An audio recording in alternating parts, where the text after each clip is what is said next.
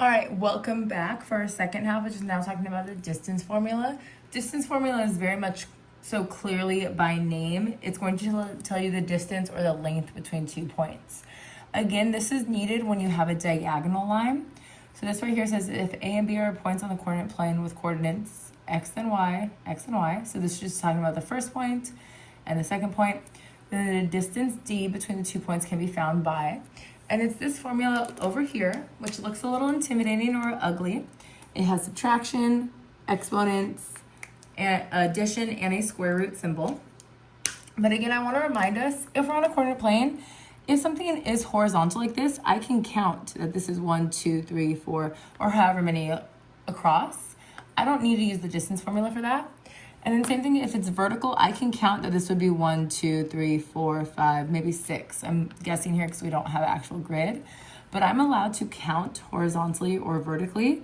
What I cannot do on a coordinate plane is count at a diagonal. I'm not allowed to count this like a number line because each box does not actually represent 1. It's a little bit bigger because the diagonal of a box is longer than the side itself. So what we would have to do is use this formula right here, which I'm going to go ahead and write, D standing for distance, and that is going to be x2 minus x1, because we have subtraction, order does matter, and y2 minus y1 squared. Now I remind us, distance has to be positive. All right, distance can't be negative. So if we end up with a negative answer at the very end, we know something's gone wrong because you can't drive a negative amount of miles, you can't run a negative amount of steps, and so on. So what I'm going to go ahead and do each time for me, of course I don't have this on a grid, but if I were to picture this, 4, 6 is somewhere up here, 1, 2, so I would have a diagonal line kind of in my first quadrant. What I'm always going to do to make it a little bit easier is I'm going to see this is the first point, so I'm going to say this is x1, y1. This is x2, y2. And now I can go ahead and directly plug into where it goes in the formula. So I'm going to copy back down d equals square root, parenthesis. x2 is the first thing, so I'm going to look down. x2 is 1, followed by a minus x1. So looking over here, x1 is 4. Close off my parenthesis and square it. Okay. And then copying the rest down, I have plus, parenthesis, y2, so scanning back over here, y2 is 2, minus y1, and y1 is 6. Close off my parenthesis and square it. And I want to be sure that we see that this is all under the radical. The radical doesn't end early, it covers all of it. So going through and using PEMDAS, simplifying. Parentheses first, 1 minus 4 is negative 3. Keep the parentheses there. If you have an exponent, the parentheses have to be there on a negative. Plus 2 minus 6 is negative 4 squared. Now remembering what an exponent means. This thing means negative 3 times negative 3. If you were to type it in your calculator, if you type it without the parentheses, it gives you the wrong answer. So make sure over here, if you just write negative 3 squared, put like a huge X through that. That is not how you type it in the calculator. The parentheses have to be there. If you were to do that, negative 3 times negative 3 is 9. And negative 4 times negative 4 is 16. Simplifying that one step further, 9 plus 16 is 25. And the square root of 25 is actually a whole number. That would mean 5. So the distance between this point and this point is 5, whatever units. Inches, centimeters, it came out to be a whole number. And just like before, this was a mild. And then one we're about to do might be a step further where this is now a medium. Okay, so I'm going to follow that same process. Whatever point I see first, I'm going to call x1, y1. Whatever point I see second is going to be x2, y2. Now I could have called this x2, y2 and this x1, y1. You just have to stay consistent. You cannot mix it up and say x1 and y2. So using that same formula, I have square root, parenthesis, x2 is 3, minus x1 is -3. So I'm gonna see this back-to-back negative symbol.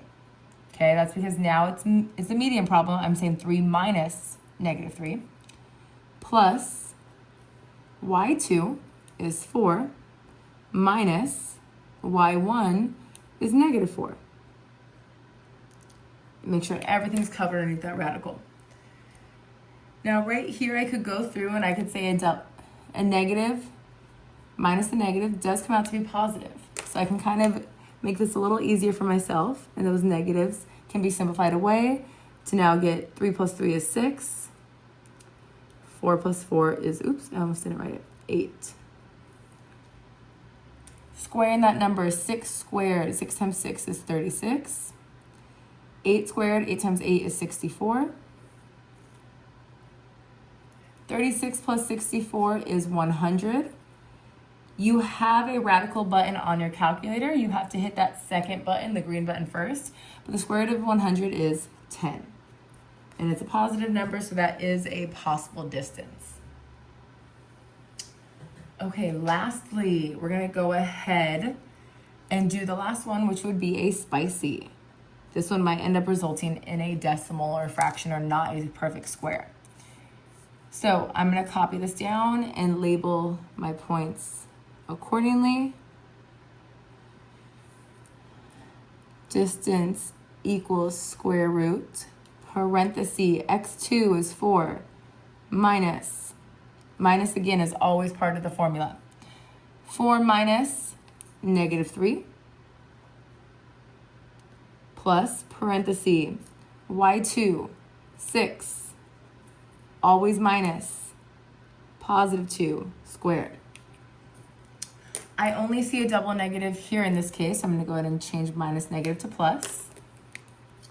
And I get the distance is 4 plus 3 is 7.